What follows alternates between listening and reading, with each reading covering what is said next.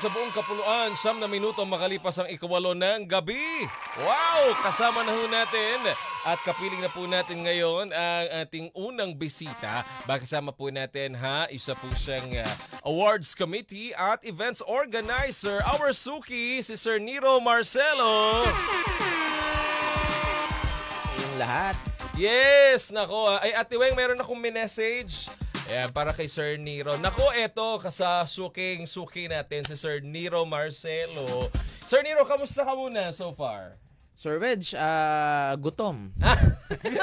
Ganun ba? Hindi, naka 1 meal a day kasi ako. Ay, nagda-diet ka, sir. Oo, kasi Oo. malapit na event, baka hindi magkasya sa akin yung mga inihanda ng ating mga sponsors. So, Oo nga, nako, alam niyo po si Sir Nero, isa sa mga masisipag naming kasama ito sa La Visual Corporation.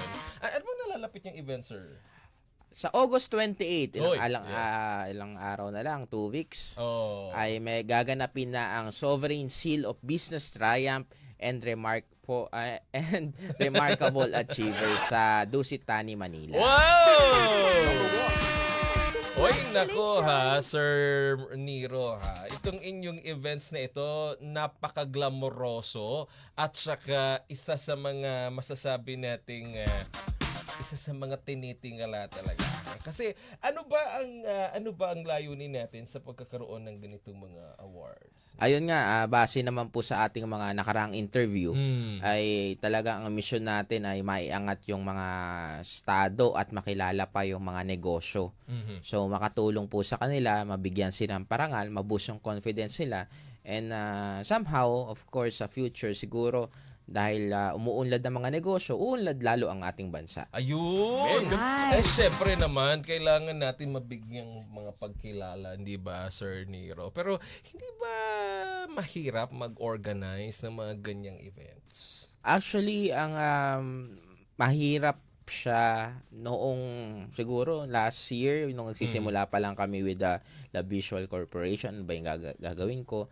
But based naman po sa experience ko, I am also a awardee from other award-giving bodies. So, na-observe ko ano ba yung mga kailangan pa naming i-improve. Hindi na po traditional. Siguro maipagmamalaki natin na ipapa-billboard natin sila, kasama po kayo doon. Nice!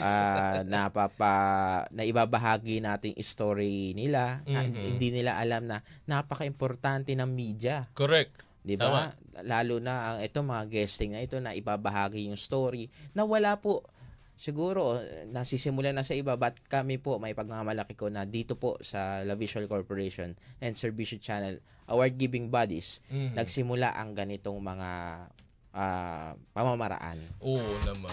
Tsaka alam nyo kasi, Sir Nero, ang La Visual Corporation yan, Servicio Channel, kasama natin talaga yan. Talagang through ups and downs, napakabubuti ng inyong mga staff. Hindi ba mahirap yung nakikipag-deal kayo with your clients, with your mga stakeholders? Hindi ba mahirap to communicate with them, to give yung kanilang mga requests, yung mga pledges, mga ganyan? Hindi ba mahirap makipag-deal sa mga ganyang sitwasyon? Siguro based na rin sa experience, madali na lang.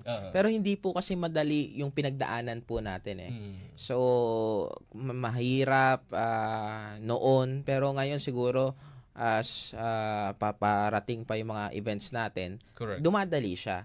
Siyempre hindi naman kami lang mga namumuno yung nagtatrabaho na ito. Magagaling po yung ating La Visual Corporation team and Servicio Channel team. And of course, kasama na din doon ang ating mga interns na talagang dugot pawis ang kanilang services. Kaya saludo po kaming lahat sa lahat ng kasama namin sa lahat ng aming team. Oh, The best. Nako, Amazing. nakikilala ko nga yung ilan sa mga team ninyo eh. Minsan sila yung mga nakakausap ko. Tsaka mababait sir.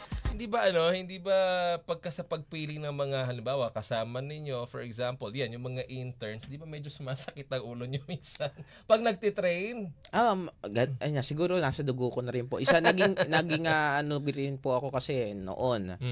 Before the pandemic, ako ay nabigyan ng pagkakataong magturo. Siguro nasa dugo na rin yung pagtuturo. Dahil ngayon, sa Servicio Channel, nasa batch 53 na lang kami ng mga interns. Uy, okay. For 12 years, siguro sa isang taon, nakakatatlo o 4 na batch po. Ngayon, lalo dumami dahil ang mga senior high, may mga OJTs na rin. Correct, oo. So, you meaning to say, even mga grade 12 students na nag-work immersion, ina-absorb yun na rin for their internship? Depende sa ugali. Ay, Depende. Joke lang. kailangan kasi marunong makisama eh. Depende sa skill, depende sa pangangailangan. Minsan nakikiusap na baka may extra. Yun, may pagkakataon naman. We are very open with that. Hanggang makakatulong, hanggat kaya naman namin. Correct. At saka, alam niyo ho, ang La Visual Corporation tsaka ang Servicio Channel, sobrang generous pag nagkakaroon sila ng mga events. Amazing. Grabe, hindi ka gugutumin, hindi ka pababayaan sa mga freebies. At saka, saganang-sagana talaga sila sa pagmamahal. O, diba? Baka magalit sa akin si Ma'am Lalay na. Number 1. Hindi, totoo naman po yun. Siguro, gratitude na rin po namin yun. Dahil, of course, mabigyan din po ng pagkakataon ng airtime na maibahagi yung event namin, yung mission po namin, and then the story of our awardees. Napakahalaga po nun, very inspiring na may mga katulad natin media na hindi lang sarili nila naiisip, kundi maibahagi talaga yung mga kwento ng ating mga mamamayan. Kasi napaka-importante nun bilang isang media, di ba? Yes. Lalo kayo, sir, di ba, kahit pa paano, nasa field rin kayo ng communication, multimedia, advertising, and marketing. Somehow kasi magkakapatid yan eh. Yes po, actually, Servicio Channel po nagpi-feature din ng mga businesses. So, ang team ko ngayon nasa Rizal, nagpi-feature sila ng business. Actually, most of the Rizal businesses, fini-feature namin ng free. Uy! Kasi taga doon ako. Oo nga naman. Pero pag taga-Pasig ka na, yan, usap tayo. Ganun pa rin.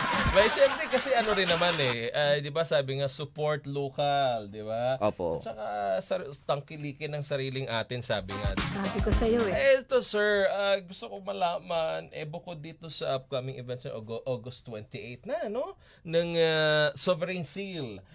May mga upcoming events pa ba kayo? Yes po, actually magkadikit halos. Papahinga lang ng konti. August 28 nga po yung Sovereign Seal of Business Triumph and Remarkable Achievers sa Dusitani. September 8. Wow. Yan naman po yung Philippine Finest Business. Pangalawang taon na po ito. Uy, second year na. Oh, di ba? And then December 8, ang atin namang pong Southeast Asian Premier Business and Outstanding Achiever sa Winford Resort and Casino. Yan, December naman yan. December sir, ano? naman. Yan, nagtatanong lang sila bakit medyo magkadikit yung inyong dalawang events. It's because na-delay lang from Na-delay, the previous original date. So dapat July ata, June, but na-move lang siya. May mga inayos lang kami sa hotel pero at least hindi kami lumipat. Diba? Correct. At least tsaka Dusitani yun, sir. Shala Napakasala ng Number 1. ng venue. Now, Number 1. speaking of that, sa mga suppliers ninyo, sir, di ba mahirap makipag-coordinate with them? Actually, very strict kami sa suppliers. Quality Yeah, na ang correct. hinahanap natin talaga. Gusto natin na mabigyan din ng memorable night yung mga atin. Hindi lang sila mabigyan ng magandang award, mabigyan din sila ng magandang show. Ayun. So, of course, the food, yan talagang mabusisi kami, every detail. Oo, sir. Naalala ko last event na inatira ko sa inyo. Yung gagaling no. May choir, may mga may mga ganun pa rin ba kami i-expect dito sa upcoming events ninyo, mga performances, world-class performances. Yes po, talaga may pagmamalaki din natin sila. Almost all of them are awardees also. So, Wow. talagang may pagmamalaki natin sila hindi lamang po dito sa bansa kundi international. So they deserve to be recognized as well. Oo naman. Kung ano nga tayo, di si Carlos Yulo nga, sandamakmakang premyo nakuha, sir. Almost 100 million. Diba? Nakakainggit sana. Pero di ba, tayo kahit pa paano, binibigyan natin ng pagkilala yung mga kababayan natin na talagang deserving naman na makakuha ng mga ganyang awards. To name a few lang, sino-sino bang mga maging awardees po ninyo for the upcoming events? Pwede na bang i-mention yung mga awardees? Hindi ko kabisado. But, Diba? yung karamihan din sa kanila ay mga kasama din natin sa media from other networks. And, of course, marami talaga mga companies, individuals, I don't know if may politician. Oo. Hindi ko na rin so nalito 3 events kasi yan. But we are almost 100 of awardees dito po sa gaganapin pong award giving body natin sa DUSIT. Yan po ang Sovereign Seal of Business Triumph and Remarkable Achievers. So talagang remarkable ang ating mga a-awardan. Talagang deserve nila. Yun. Tsaka alam natin talaga, Sir Nero, na iba yung pakiramdam kasi pag nabibigyan ka ng pagkilala di ba? Accomplishment. Accomplishment talaga Diba? yun. At saka, naman, siyempre, ganun ang feeling kapag ikaw ang binibigyan pagkilala. Sa inyo naman, on your part, on your side, ano pakiramdam pagka ikaw yung ginagamit na instrumento para magbigay pagkilala doon sa mga taong deserving? Actually, minsan may magme-message sa akin, nagpapasalamat. Oh. Yung iba may mga padala, mga ganun. May Uy, mga regalo din. Sana all. Hindi man pera siya, Mhm. pero alam mo yung effort nila na magpasalamat ay napakalaking bagay. Ay, iba sa kanila ay nabigyan ng award, na-boost yung confidence, Correct. yung isang branch nila, ngayon 2 na. Wow. So talagang maipagmamalaki natin na ay sa amin yan nagsimula. Diba? Natulungan pala natin sila. So, minsan hindi natin alam. So, yun talaga yung mission natin. So, if sa mga susunod pang mga event, I hope etong mga businesses natin na hindi lamang sila awardee, malay natin maging sponsor pa sila sa mga susunod na event. Wow. Diba? So, yun ang mga natin dahil ang ating pong mga ginagawa ay hindi lamang po sa ating awardee kundi pati sa ating mga community dahil yung mga mission natin sa mga award giving body na ito ay tumulong din sa ating mga foundation at sa mga community group na tinutulungan tulad ng Tahanang Balik-alay which yung ating mga elderly na iniiwan doon po inilalagay. Ayun, tinutulungan din natin sila. So, yung parang may mga foundation and community group tayo natutulungan. Congratulations! Saka masarap sa pakiramdam kapag kaganyan, nagpe-payback ka sa community because of yung mga ganitong mga events somehow, meron din tayong marami tayong natutulungan, di ba? Nako, Sir Nero, bago natin tapusin ang ating panayam, nabilis naman ng oras, kaupo pa lang ni Sir Nero dito sa... Mas mahaba pa biyahe ko. Di mas malayo pa binyahe ni Sir Nero. Pero naman, Sir Nero, bati ka muna. Baka may gusto kang batiin at pasalamatan. Ako, go ahead. And of course, the floor is yours. Baka gusto mo i-promote. Sige po. Ayan, so maraming salamat Sir Wedge at sa Radyo Agila Net 25 sa muling pagtanggap sa akin.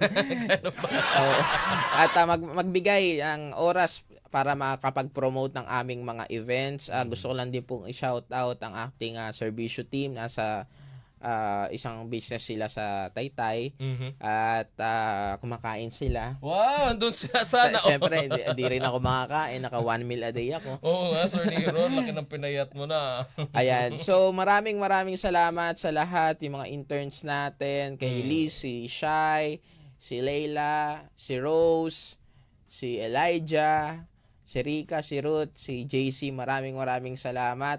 At kay Luis, si Jelay, si Abunjo, kay Genesis, at saka yung pinsang ko, medyo heartbroken niya. Jan Frederick ang pangalan niya. Kayang-kaya mo yan. Amazing. Oy, nako sir, saan ba nila kayo pwedeng i-follow sa inyong mga social media accounts? Ayan, so i-follow nyo po ako sa, ayan, hanapin nyo din ako sa Facebook, Nero Marcelo. Naka-blue ako, nakaganon. Pwede nyo pong i-follow ang aming mga pages, La Visual Corporation Facebook page. Diyan po i-announce kung saan mapapanood o i-share din po namin ang mga videos kung saan mapapanood ang Philippine Finance Business Award sa September 8, ang Southeast Asian Premier and Business Awards and Outstanding Achievers sa December 8, at syempre ang sa darating na August 28, 2 weeks na lang po, ang Sovereign Seal of Business Triumph and Remarkable Achievers. Yun. So, Facebook Live po yan. Naka-Facebook Live. So, marami po tayong inihanda, inspirational messages, mga performances, at syempre, yung mga awardees natin. So, paano ba sila nabigyan ng award? And may surprise po tayo sa Sovereign. So, may inihanda po ang Servicio team na content para po doon. So, abangan po ninyo yan. Exclusively mapapanood sa paano nagsimula ang lahat. Wow! Sandamakmak na mga sorpresa at pagmamahal ang hatid ng La Visual Corporation. Ma'am Lalaine, maraming salamat po sa inyo, ha? And of course, Sir Nero Marcelo, thank you very much for always being here to support our program. And nako, ngayon pa lang, kinocongratulate na namin kayo Congratulations! sa inyong mga events and more all. events to come. Alam ko napakahirap, hindi ganun kadali, pero napakahuhusay ng inyong mga team at napakababait ng inyong group. The best! And Salamat world class! Sir Nero, world class kayo, di ba? The best talaga. The best! Thank you. Maraming salamat, Sir Nero Marcelo. At sa atin naman pagbabalik ng mga balita naman hatid ng ating mga Radyo Agla correspondents. Huwag kayong bibitaw. Magbabalik pa ang Word sa Minute. Oras muna natin alas 8:26 ng gabi. Diyan lamang kayo. Babalik ang Word sa Minute. Pogi-pogi ko!